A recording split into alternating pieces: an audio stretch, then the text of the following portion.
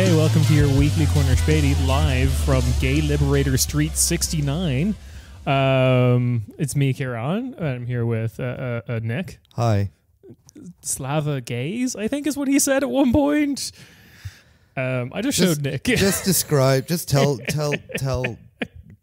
everyone what you just showed me. I'm still a bit confused, but I showed Nick a Russian "Get Out the Vote" commercial kind of thing for upcoming elections, which depicts a horrible future in which people don't vote in Russia, and straight people have been delegated to a ghetto. The apartments actually looked quite nice. I don't know, but like where you have to listen to the new gay national anthem every morning. Which did not slap. It was horrible. No, it was pretty bad. Your kid and wife have to go to gender studies classes to learn about the 103 genders that now exist. You work for a reject Rocky Horror Picture Show character where you torture political straight dissidents by forcibly giving them anal. The whole ad, if you haven't seen it, looks... The resistance group was called the Anal Virgins. Yes, I forgot about that. It was yeah. I refuse to believe this is a real ad to just go and vote. Rock the vote. Rock the vote ad. Like, okay, so it's probably from one of those, the Russian political parties that is just like, make Putin look reasonable party. Yeah, like one of the things they have over there to like basically say the most absurd thing so Putin can come along and be like, I don't know about that. But yeah, it's the hilarious thing about it, other than the flag of this new Russia is the rainbow flag with the like Nazi era German eagle in the center of it. With the Reichsadler right in the middle. The other kind of like weird thing about it, what I particularly enjoyed, is it does look like something that like a drag queen would make to mock gay panic. Or it's functionally not different. Like it is very funny, but unintentionally so. It really does remind me of like that bit in Milo's stand-up. I know because I've seen his thing 100 million times. Every time he's been in Berlin.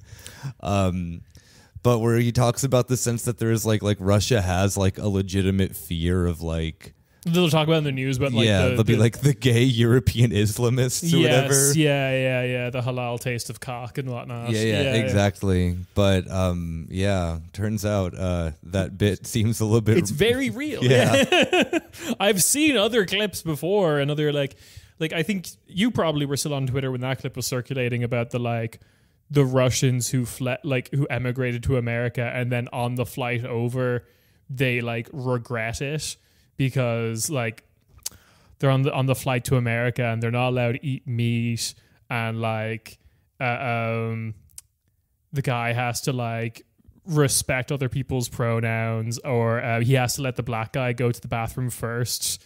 To like, I don't remember. You don't remember this at all? No. But genuinely insane. That sounds that sounds about right. Yeah. Like Tucker Carlson is kind of correct about the whole like this. Like there is this conservative like dictatorship kind of thing in America where like all the batshit insane shit that he used to talk about on Fox News is just kind of considered like somewhat normal in Russia amongst a lot like more respectable media. But like, just thought I'd show that ad to you. I really appreciate that. Thank you so much. That was a really great way to kickstart the evening because we are in full douchebag mode on the podcast where we're at my place just lounged on the couch. I'm lounged on the couch. Kieran's sitting in a stool that he can... Or not a stool. Stool's the German word. It's the German word for it. A chair. A chair that he can like twirl around in. Yeah. So, I feel this is how a podcast is meant to be.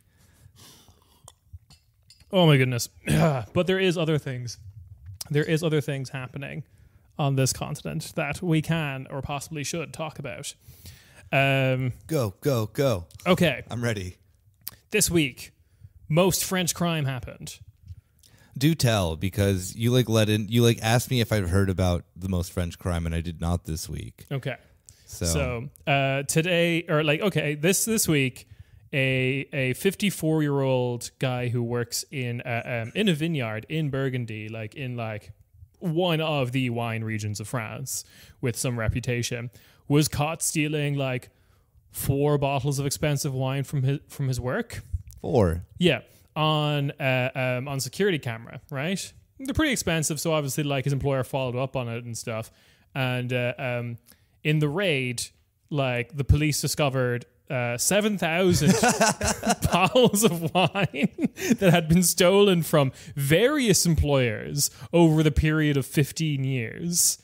I think the value estimation is about $500,000 of all the bottles. Let him keep them. Yeah. That is an absolutely victor. He works at these places. Yeah.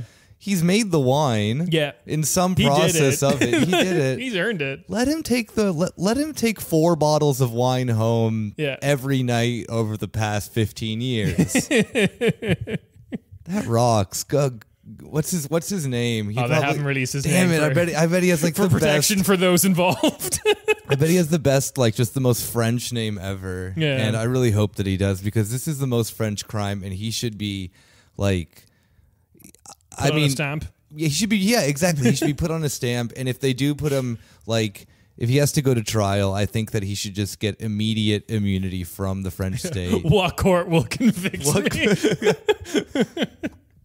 We had to a special arrangement where he had to go to he had to go on trial in northern France in beer country, basically. Yeah. The only way it will work. Yeah, they have no souls. They have no respect for managing to steal 500,000. All the beer people were just he stole 7,000 bottles. What is that, 1,500 euro? Other fun stuff from across the continent. We have Amazon lobbyists have been banned from the European Parliament because they keep being dicks. Is basically the short answer. Yeah, how did this happen? I feel that it's very hard to get banned from being a European a lobbyist in European Parliament. That sounds like a very easy thing to do. To be, yeah, right, where you just make stupid amounts of money, the kind of money that you otherwise would have to spend 15 years stealing 7,000 bottles of wine. Exactly, yeah. You'd make in 1 week of work. Yeah. So we're putting out that this might be a fun new metric, kind of like a leaderboard for most evil company is have you managed to get your lobbying privileges revoked at the European Union? Because the only other company this has happened to before is back in 2017, Monsanto. Their lobbying privileges removed. Basically, it seems to be just a long and repeated pattern of various civil servants, MEPs, and stuff like that being so what's happening at Amazon? I'm hearing concerning reports, and the people at Amazon are just lol, away from office, this email has automatically been sent. If you're from Brussels, fuck you. Seems to be kind of the thing about it. The UNI, the kind of EU level trade union movement, has been doing victory laps for ever since this got announced. They're pretty happy about it. So yeah. So just Amazon was just incredibly unresponsive. Just incredibly unresponsive is maybe a little too fair, but also just kind of aggressive into any kind of inquiries into anything about them, namely the things that are mentioned are being transparent about working conditions and labor standards. Oh, okay. Yeah. So stuff that we probably all know that Amazon warehouses are doing and are responsible for or whatever. They clearly even know because they're not just so yeah, I heard about people pissing in cups and passing out in this Czech warehouse, and he's yo, crazy weather we're having today. Yeah. Have you lost weight? Yeah. I mean, yeah, the fact that Amazon I don't know, yeah, that's pretty freaking obvious. Well, good for them. I'm proud of them that the leaderboard is looking quite good. Amazon and Monsanto. Who else can get banned next? Yeah, like Monsanto got banned for inventing a new type of corn that charges like Spotify rates. Like to eat, like to grow the corn, you have to pay them $9.99 a month or whatever. Yeah. All right. So then one of our big stories for this evening is the big story of Germany and beyond the world. I was waiting for this. Yeah, this is why I'm here tonight, Kieran. This is why I've invited you over to my house. So me and Nick is to gossip. Me and Nick, we're big movie heads. Mm-hmm. We're big film guys. I have a big poster of Pulp Fiction, just like right over there. Scarface, Gladiator. What's another one? Dead Poets Society. I'm trying to think of like fucking dorm room movie posters, the kind of thing, like the kind of DVD cases you'd see like weed on. Yeah, exactly. Yeah. They were movie guys. All we like Scorsese, others, the Coen brothers, maybe. So like, okay. And there's a movie festival in Berlin called the Berlinale or the Berlinale. The Berlinale? The Berlinale. Yeah. The Berlinale, yeah. Berlinale. So a fun thing that's been happening since October 7th as everyone in the rest of the world has lifted up the rock that is Germany and looked underneath and asked, oh Jesus, what the fuck is going on? Yeah, I'm very glad that this got international coverage because this was the stupidest. This was a level of stupidity I didn't know could exist because it's unfathomable. Yeah, and it has had direct consequences. So we should probably say what has happened for those who are not in the know. So Berlinale does awards. They're called the Silver Bear. It's just like it's your standard film festival. BAFTA. France has one. They invented film, so probably things like that. And one of the films that might have won like one of the highest prizes. Actually, I'm not entirely certain. The award it won has been overshadowed by all the following events, basically. Yeah. Was a film called No Other Land. And it is about, as far as I know, pretty much about apartheid in Israel. Israel-Palestine, basically. Two directors, an Israeli and a Palestinian. Yes. Yuval Abraham and Basil Adra. Yuval is the Israeli and Basil is the Palestinian. He gives a speech, if I have the transcription. Yeah. In 2 days, we will go back to a land where we are not equal. This is Yuval speaking. I am living under civilian law and Basil is under military law. We live 30 minutes apart from one another, but I have voting rights and Basil does not have voting rights. I am free to move where I want in this land. Basil is like millions of Palestinians locked in the occupied West Bank. The situation of apartheid between us, this inequality, it has to end. This got thunderous applause, which shouldn't be surprising because the movie they just got an award for is about exactly that. Yeah, very Damn, what did I just watch for an hour and a half? That was crazy. What the fuck are they talking about? I just kind of my eyes cross and I start making up my own movie like Homer Simpson in the Leader episode. There's just a natural inbuilt German subconscious defense system. So the other situation, there was another speech actually after this. When co-producer Adra went on afterwards and said, I'm here celebrating the award, but also very hard for me to celebrate when there are tens of thousands of my people being slaughtered and massacred by Israel in Gaza. Masafariata, my community, is being also raised by Israeli bulldozers. I ask one thing from Germany, as I am in Berlin here, to respect the UN calls and stop sending weapons to Israel. Also, thunderous applause. So, yeah, this causes German media class to freak the fuck out after the clips get uploaded. Nothing basically happened on the evening, as far as I know, beyond that. People clapped. The rest of the evening was fancy film gala that you would expect from a fancy film gala. It was only when the clips made it online pretty promptly that we got like really weird and fucked responses. And probably what I find most interesting of all is this is probably the first time I've seen the Germans kind of like really scramble. Because I feel like every other time they've responded to something like this, the message has been like clear. They've kind of been united, like whenever they respond negatively, I should say. It's kind of like united. It's the same stuff. Terrorism, hostages, Israel's right to defend itself, stats goes on and stuff like that. This really caused them to freak the fuck out because it was an Israeli and a Palestinian talking together after like German high society basically just gave them an award. So the first reaction that what should we start with? I think we should go from the sense that the initial reaction from the German like politicians or Berlin politicians was then that because these statements were said, that then they were deemed as an anti-Semitic because they called for a ceasefire. Yep. And Kai Wegner, the mayor of Berlin, that immediately asked for then the board of the Berlinale to be completely abolished and reappoint a new one. Yeah. So, normal reaction. I know some guy from some Facebook groups that could take over this job, I think. Says Kai Wegner.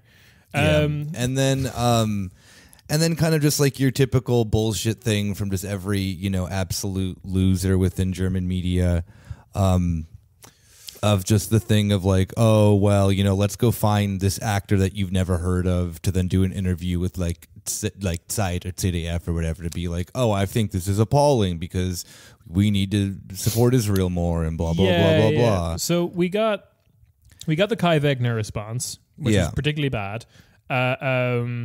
And also, like, Nathaniel Flaken, who we've had on the show before, in his piece in Neues Deutschland, pointed out that, like, Kai Wegner has also been one of the biggest proponents about making sure that the AfD is invited to the Berlinale and the board and stuff. He's probably been, like, one of the most prominent voices in that. Kai Wegner, if we haven't mentioned before on the podcast, or you weren't around for that episode for the local Berlin elections, has been in a scandal before because he was the moderator of several far-right Facebook groups where some probably genuine anti-Semitism occurred. Never. No. He was just making sure it didn't happen. Yeah. I was there to stop it from that. Exactly. I was there to ask for directions away from the Facebook groups. But then the thing is that then Bid went like the next step further, and then they grabbed they took a screenshot of, I guess, one of the film, like, a panning over of the crowd during everyone clapping. At the, like, during this speech, or after the speech, I guess, rather. And then they have circles around members of the German government saying, oh, they clapped, one of these people being Claudia Roth. Yes. Who is the culture minister of Germany. Mm-hmm. And so... I mean, this is the thing you'd have to go to if you're that, right? This is the thing you have to show up to. And so Claudia Roth is definitely someone of a very just, I don't know. She's just this very kind of like goofy green politician who she's always been very like present at Berlinale for some reason, like just forever. I don't like she's just like always been involved in this thing. Yeah. She's been in the Greens forever. There's not really much, I don't know, like I can't really like say much about her except for that she's kind of like an eccentric member of the Greens kind of. She has like a specific look. Is she Berlin Greens or? I think so, yeah. Yeah, so like that usually falls under the image I've saved on my phone of the one quote from Fresh Prince of Bel-Air where like Will Smith is defending Carlton and he says like he's confused but his spirit's in the right place. I feel like that's kind of like a lot of Berlin Greens. Yeah, but because like you know they've gotten in government, like the German Greens are just one of the most psychotic parties as we've seen, and so she then says no, you misunderstand. I was clapping. Yes, you're absolutely right. However, I was only clapping for the Israeli on stage, big and not Guardian not for the Palestinian.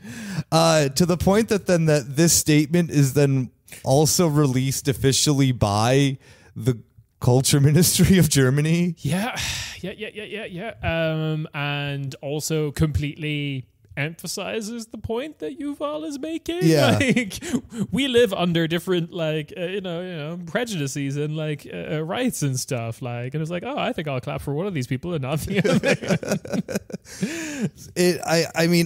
I refuse to believe that this last week was real. That was a level of that was a fucking Seinfeld level of that was just I felt like I was in an episode of The Simpsons. That's that is a Boo Earns. Yes, everyone on Twitter was like, I was saying Boo Earns was pretty much their response. It is exactly that. Okay, but then there's more fucked shit. So we have that. That's a particularly hilarious comment as well. I was going to get to that one. Another response we had was Volker Beck, who's currently being sued for supporting genocide. Yeah, so good luck to, I think, was that Jüdische Stimme, or who was it? Oh, I think it's a couple of places. I think it's a joint, a multiple defendants thing. Good on them. No, Volker Beck is on one, and I don't know if you saw his response to the Zeit cover. Where the woman with the Palestinian woman, on the front, and then Volker Beck just Okay, so before you reveal, before you give it let's context. Die Zeit, as one of the first major German publications, did a piece where they actually centered Palestinian voices in this conflict. That was a big deal. A lot of people in Germany were like, oh shit, okay, good. My opinion, a little too late, and it also came off the back of what's been happening in Rafah, so it kind of just seems like a lot of people trying to save face. German media is going to do this very well too, in hindsight, which is the most unfortunate thing. But go on. We'll get into that in the bonus episode because I did some research. But then he responds to this by saying, how dare Die Zeit do this?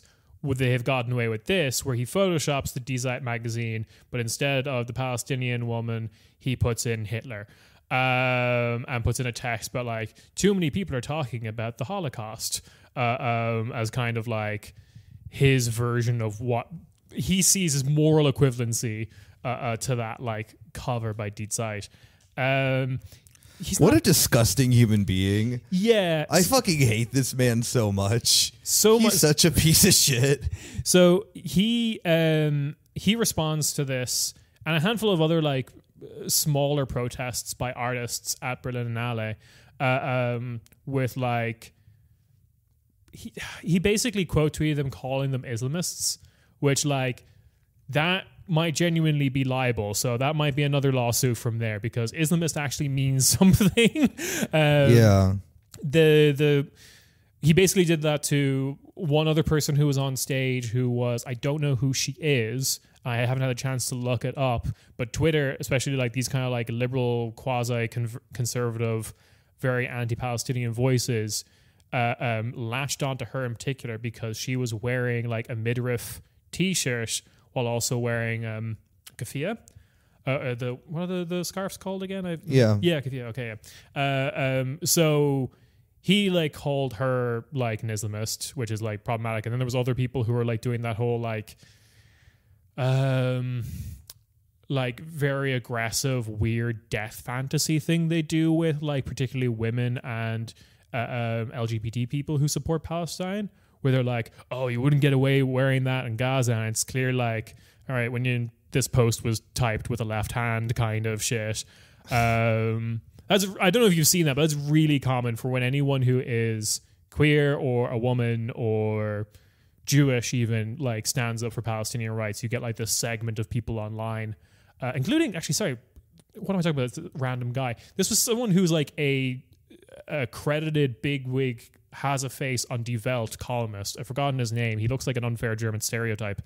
I could find him again, but like, not my boy Ulf. Not Ulf. Definitely not Ulf. Would have recognized Ulf. Every like sweep. Yeah. Every Vet columnist. I know who you're talking about. Yeah. They look like cartoon characters. They do. They look like someone taking the piss of the West Germans in like a 1980s British sketch show. Oh fuck, I know who you're talking about. Yeah. I'm not gonna look him up, but yeah, go on. So like he was the one doing like, oh, you wouldn't get away with this in Gaza, kind of like very sexualized pain, like violent fantasy shit that happens with this kind of stuff. Yeah, they love doing that. But they do. But then we have to talk about maybe like the more consequential results of this. Volker Beck is invited on to like Tagesschau to talk about all this and stuff like that. He's a well-respected member of German society, which is absolutely disgusting, and I think that essay in 1988 probably should have gotten you discredited. The one where he, you know about that, right? Yeah. So, okay, I'll explain to the listeners. Please explain it. Yeah. I don't want to. He wrote an essay in 1988 that talked about defending and decriminalizing what he used the term was pedosexuality. This was pretty common with like German Greens. German and Dutch Greens, I've heard in particular, had this issue. I'm sure other countries' Greens did this, where they like kind of lumped in pedophilia with homosexuality in like, but brackets good rather than brackets bad, which like the right was doing or whatever. And the problem I think with Volker Beck, I think I would have respected Volker Beck if when this came to light again in 2013, he was just like immediately, oops, I'm sorry, my bad, it was a different time, I've learned better since. He first denied that he ever wrote that until Der Spiegel had to publish the whole article unedited this is me, Volker Beck. If I ever deny that I wrote this article, punch me. So like, and then after that, he had to say, like, "Oops, I'm sorry," and stuff like that. And it's just like that's like, ooh, you had a chance. I don't know what you were expecting to happen. Anyway, but Volker Beck has gone on since retiring as like a member of the German government. To be the head of like an Israeli-German friendship society. So that isn't exactly what it is. It sounds a lot more professional than it actually is. But like it's like the Deutsche Israelische Gesellschaft or whatever. Something or some shit like that. Yeah. He's also been like, former member of the German Bundestag. What is the name of the organization? The German-Israeli connection. Yeah, basically, like. Yeah, but he's always like present at like, you know, marches for Israel, and he always speaks, and he always, you know, says the most like heinous crap that you can possibly imagine. He's also been particularly bad on Twitter. Deutsche Israelische Gesellschaft. Oh, I was right. Yeah. Oh God, I'm good. Since 2022, it says here. So yeah, he's all right. He's an important character because we come back to him. This all because of like mainly because the German press makes out of these comments. This then goes further into like public consciousness, because I feel like if he had just said this speech, people would applauded and kind of like it was ignored. I think that would have been something that like would have done the rounds on like left Twitter, pro-Palestinian, Instagram, that kind of thing. Yeah, exactly. Where because he only kind of like just gets like sloshed around in that group. He's kind of like immune from like the greater German like media sphere. Oh yeah, no, but I was talking about like the actual speech that Yuval and yeah. Like if the German press had just ignored that and not actually responded with like vitriol, basically. I thought you meant Volker Beck. Sorry. No. If like I think it would have just done the rounds on like pro-Palestinian like Twitter, Instagram, social media and stuff like that, and then kind of faded away. But it became like an international story because of how Germany responded. Or like German press, Kai Wegner, Volker Beck, and people like that, how they responded to this. And this then results in it going on to Israeli television. And then results in Yuval is currently out of Israel at the moment because he was just in Berlin. And and a bunch of far-right Israelis stormed his parents' house looking for him violently, which then caused Volker Beck to respond after Yuval Abraham takes to social media and describes everything that happened and basically points the finger at like German media being like, this wouldn't have been a story if you just responded fucking normally to like this 36-second speech. Yeah. Thank you, Nathaniel, for having the exact second count. Good article. If it had just left it at that, like, it wouldn't have made Israeli news. It wouldn't have made because like the Israeli news angle was like Germany supports us kind of thing, and and then like Volker Beck retweets him and goes like, I disagree with Yuval, but like violence is never the answer, and like everyone just starts posting the fucking, I think you should leave hot dog like picture, because like, yes, you did this. Like, you're fucking Volker Beck is going to be like, I feel like he's going to be in a dictionary one day beside, like, his face is going to be beside like the entry for stochastic terrorism or whatever, of just like, someone should do something about this kind of comments he makes all the fucking time. Yeah, he's definitely yeah, I don't know. He is like the perfect encapsulation of just like how freaky Germany can get, because he full-heartedly thinks that he's like still, I don't know, that he's like an anti-fascist and whatnot. Yeah, and he's like, he's posted, like, he's happily retweeted like posters from like pro-Israeli marches here being like, bomb more children. That like, yeah. He is the perfect encapsulation of the anti-Deutsch, especially in the sense too that like the way that Volker Beck thinks is like, I've been navigating like Taz comments. Oh yeah. The comment section of the online site, not Instagram comments. Oh right. The real freak hour. No, the other option was the letters Germans, to the editor and the actual pretty much, yeah. publication. The Leserbriefe probably are insane for Taz as well. Like but the people who comment on the site for a German newspaper are always like the purest encapsulation of the ideology of that paper. And so these people are like, you know, anything that then will be about whatever, anything with Israel, Palestine, you will see the most like vehement anti-Deutsch angle that possibly exists. And one of them that I saw like today about this, you know, Tats being like, oh, well, you know, this focus at the Berlinale was far too one-sided. You know, they're like, there needed to be a more pro-Israel voice there. Like, that was literally Tats's take. Yeah. And the thing. And one of the comments was something along the lines of like, oh, yeah, you know, it's fine, like, if he wants to, like, make these statements, but he's making them in Germany, a country where then, like, you know, loves anti-Semitism and this and that, where it's like he could be safe in Israel where there isn't anti-Semitism. And it's like, yeah, like this is like Volker Beck thinks the exact same thing too, of like, also like, oh, well, the only way that then that the Jew can be safe from us, the like despicable German, is to like put them over there. Like you know, like, I don't know if you saw it, but like Biden was on the Late Night with Seth Meyers. Yeah. And he made the comment of like, Israel is the only place in the world safe for Jewish people. And like everyone was just like responding to that, be like, oh, like when the president of the country that has like half of the global Jewish population in it says this, because like, one, you're in charge of the country with the most Jewish people, and two, you could do something about it if you believed this. Like, yeah. Oh yeah. How dare my country that where Jews live in be the safest place? Then go to this, you know, like, you know, fantasy land where also, by the way, is even more unsafe for you.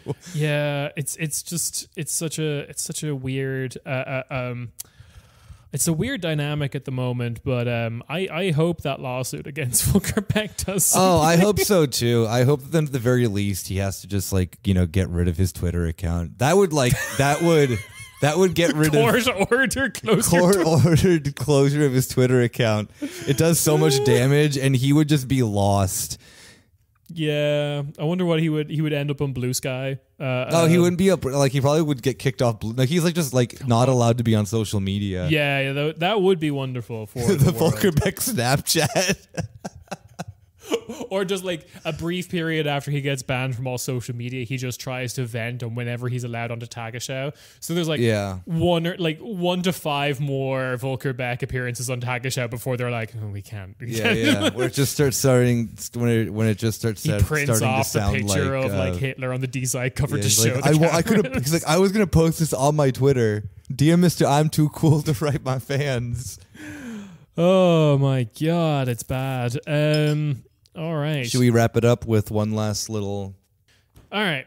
So other thing that happened this week that we kind of have to talk about is Macron's comments on putting soldiers in Ukraine, putting ground troops in Ukraine, which my understanding is that was kind of taken out of context a little bit, but...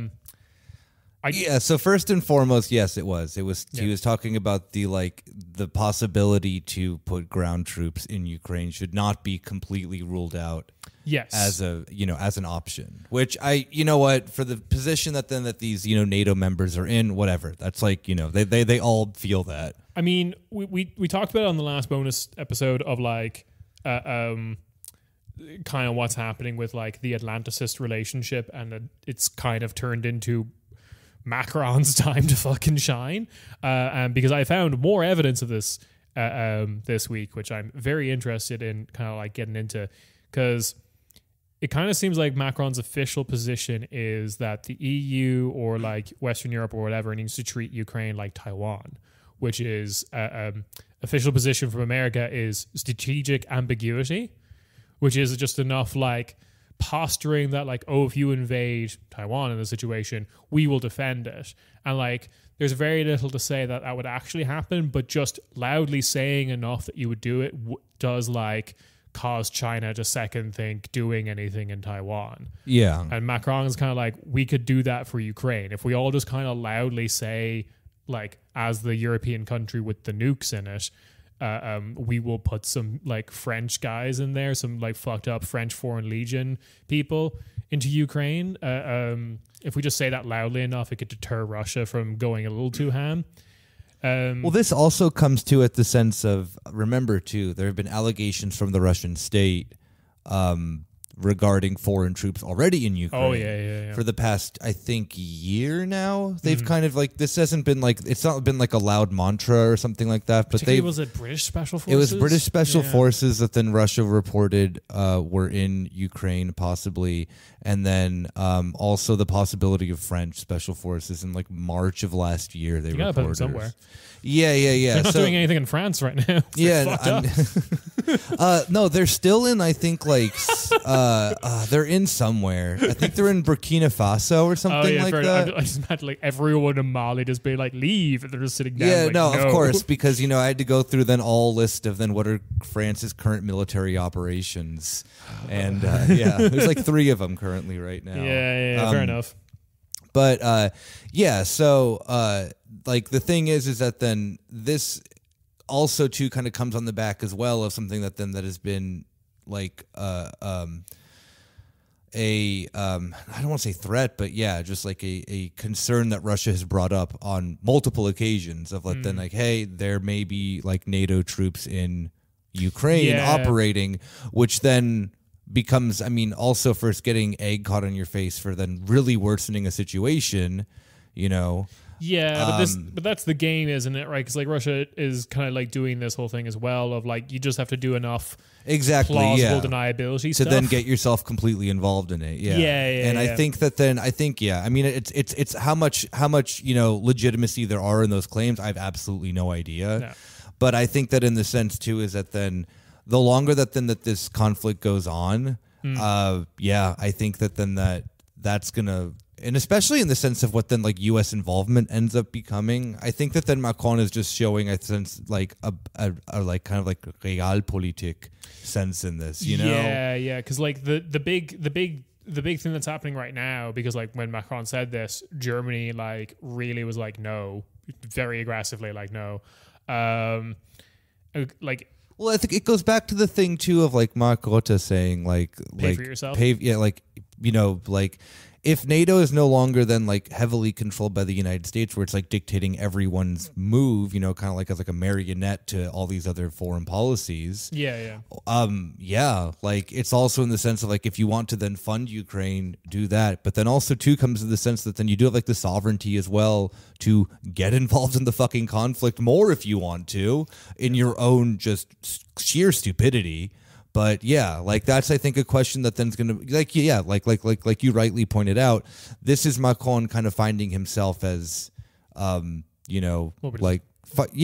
his footing with where Europe is possibly going to be going defense wise. Yeah, I also kind of like, I look at these two alternatives of like what France wants to do versus what like Germany wants to do, and it's like the France one seems like it has just infinitely more legs. Like, because Germany is kind of living in a la la land where they kind of keep the arrangement going, where like they just buy things from the US mostly. Like they have their own domestic industry, and that hasn't been working for Ukraine, because like I think Ukraine recently bought like a shit ton of artillery from South Korea, and now that's like run out, and South Korea doesn't have the capability of like sending that amount again. And like Macron, one of the things Macron wants to do is like bolster European production of weapons, which Germany doesn't want to do, because the way Macron wants to do it is shared European Union debt, which is like the thing Germany has always been opposed to, which is really weird, because the two advocates for this are Macron, which sure, Macron has always been for like more protectionist kind of social spending at an EU level kind of thing. Like him and the European South kind of agree on that. But the other one is Kaja Kallas, like Estonia, like zero national debt Estonia, like home of the black zero kind of shit, like is also in favor of doing Eurobonds to like build up like Europe's defense industry. And the other thing that I've been reading about recently was Macron has now really asserted himself, or like he's asserted France as the strategic defense partner of Armenia. They just met like 3 weeks ago or something like that. They've been sending tons of weapons. Armenia has like officially, the statement from Pashinyan is like they've paused being a member of CSTO. Yeah, basically, they didn't partake in any. They were meant to have war games in Armenia, and then they cancelled it and stuff like that. And France has just kind of come in being like, hey, you need a strategic defense partner. The Southern Caucasus are basically like Europe's back garden kind of thing. That's basically official policy when it comes to countries like Georgia, where like everyone in Europe kind of agrees that's like the EU hinterland kind of thing. So yeah, why not Armenia? So that's happening. And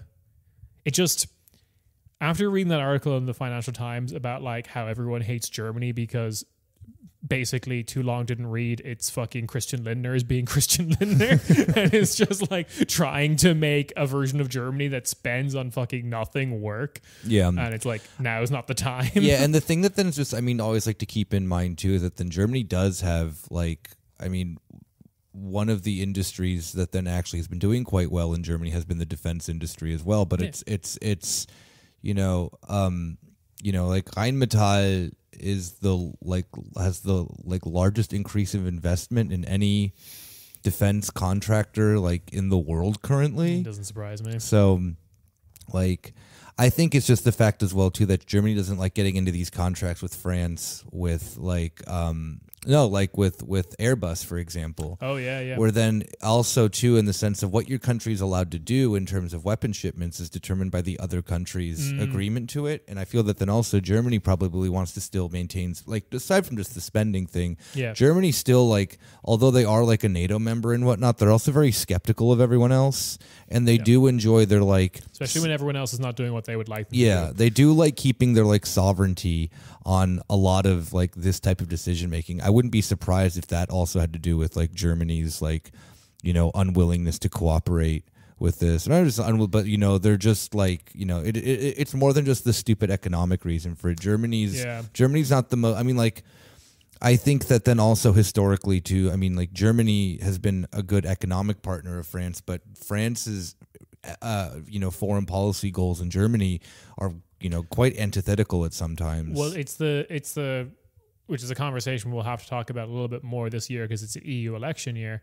The classic like conundrum you have to solve with United Europe is you have to get France to submit economically to Germany, and you have to get Germany to submit militarily to France. Yeah, exactly. And I think the thing is too that then Germany's always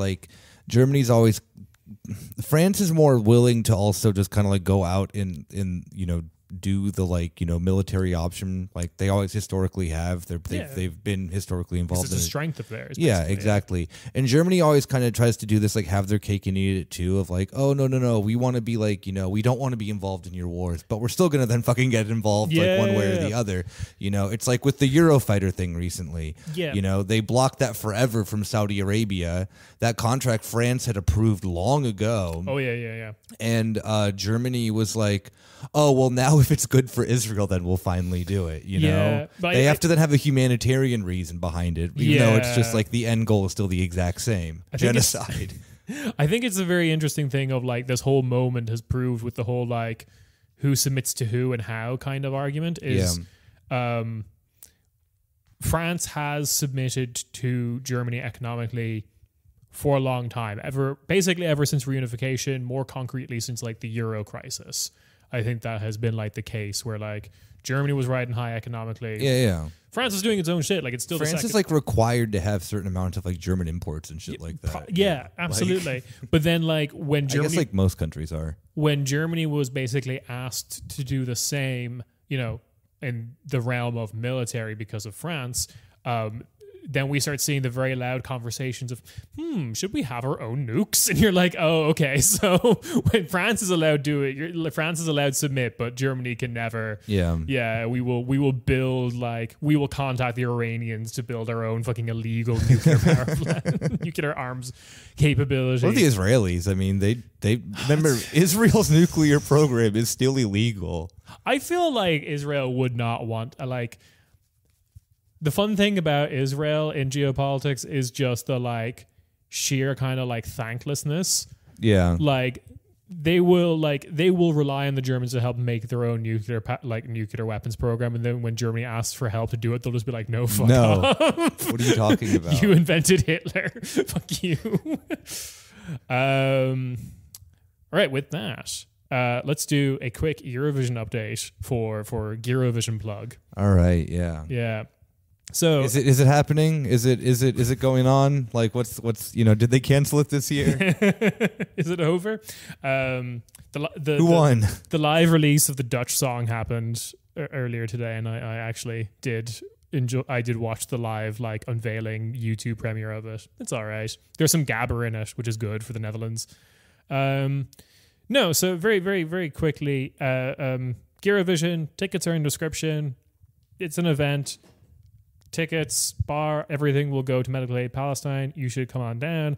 We may or may not be boycotting Eurovision, depending on what I say happens after all this stuff. Depending on what I say. So my current theory at the moment is Israel is soft launching their withdrawal because...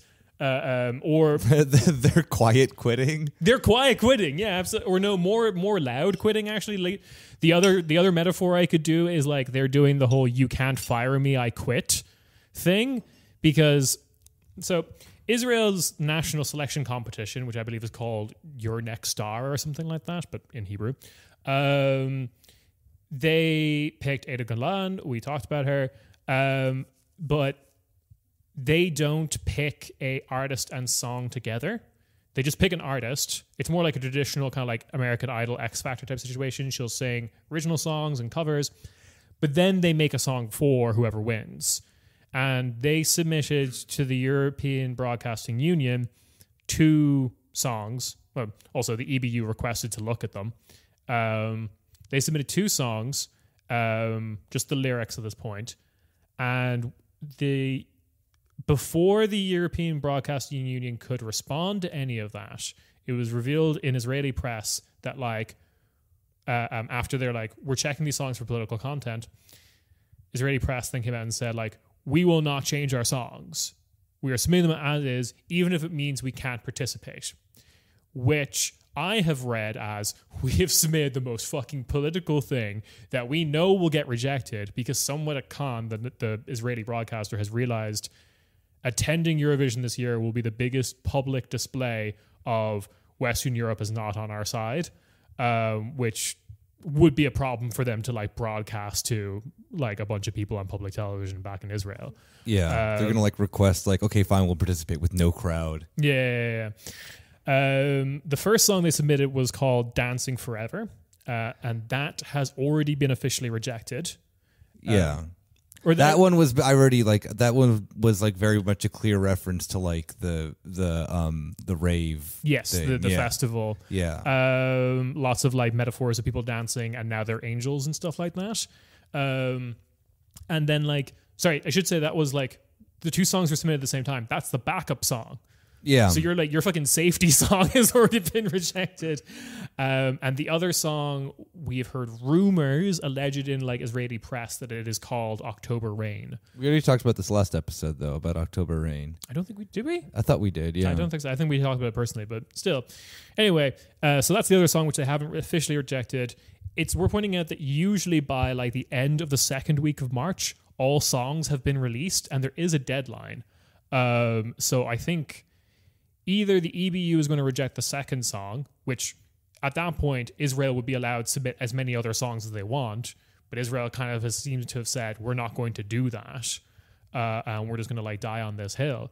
So that makes me think they're doing the whole like, you can't fire me, I quit. We're going to get like kicked out in a technicality. I also think it's possible the EBU is just going to like run out the clock because there is a deadline. Yeah, they're just like not respond. It's like if you don't submit a song, then you can't play. And then my theory is that like BDS and things like that won't put in the energy to boycotting it. Yeah, because they won't be there. They won't be there, and like BDS will be like, but then Germany still gets to compete. Then Germany might still voluntarily dip out because are they actually like seriously considering that? Well, fun fact: Israeli press did like reveal comments from someone who was a coordinator in like their Eurovision Song Contest that said we can count on the Germans to withdraw if we do. So Israel seems to think it will happen. But fun fact, if you voluntarily withdraw at this point, you still have to pay. Oh, fun. So I think if Israel's kicked out due to technicalities, they won't have to pay, but that doesn't matter because they paid nothing towards it. But if Germany voluntarily withdraws in solidarity, they won't be in the competition, but they'll still have to pay the like buttload of money, comparative buttload of money that they always pay. And then Ulf Paulschat will get his article where he's like, "Let's defund the public broadcaster." Yeah, let's defund and then like Christian Lindner would be like, "Yes." So yeah. Eurovision is happening. I think even if we are actually watching the actual Eurovision, I think we should who pays for Eurovision for Germany? Oh, like the Rundfunk, the Oh, what does it really? Yeah. Oh God, Ulf Paulschat will absolutely get his. Yeah, Ulf Paulschat, Christian Lindner will 100% be like we may actually get the privatization of German ARD. That would actually be the greatest Ulf Paulschat article if this happens, because it will be one former Berlin DJ shows off pro-Israeli credentials while simultaneously calling for like the German equivalent of the TV license to be banned. It's the ultimate Ulf Paulschat article. Hello, it's Kieran with a text-to-speech voice for a real Eurovision update. On the evening of March 2nd, President of Israel, Isaac Herzog, intervened in the Eurovision songwriting process and Cannes, Israel's national broadcaster, announced that the song October Rain will get reworked into Hurricane. It looks like Israel will participate and BDS officially called for a boycott on March 2nd. Eurovision is now the only way to watch. Oh, yeah, I can't wait. Yeah. So, ticket links in the description. I believe like a quarter of like all tickets are already sold. We have people coming in from like Poland and the UK and the Netherlands coming out to like visit Berlin and come to this live show. So yeah, and you should too. Yeah, you should. And with that, we will catch you on the bonus feed. Bye-bye. Ciao.